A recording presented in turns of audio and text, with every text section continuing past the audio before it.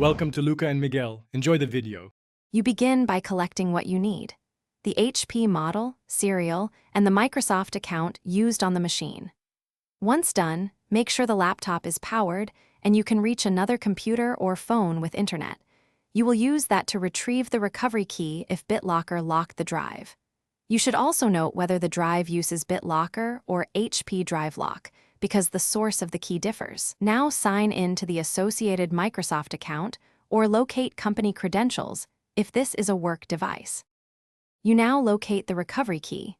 Sign into the Microsoft account tied to the laptop, go to Devices and look for BitLocker recovery keys. Find the 48-digit key listed with the device name. If this is a corporate or school laptop, contact your IT admin or check Azure Active Directory where keys are stored for managed devices. Also search physical and cloud backups, USB sticks, printed records, OneDrive, or enterprise vaults, because many users export or print the key when enabling encryption. You should enter the 48-digit BitLocker recovery key exactly as shown to unlock the HP laptop. Once accepted, boot completes and you can suspend BitLocker to create a new backup of the key and optionally set a startup PIN. Make sure to save the key to your Microsoft account or external storage now.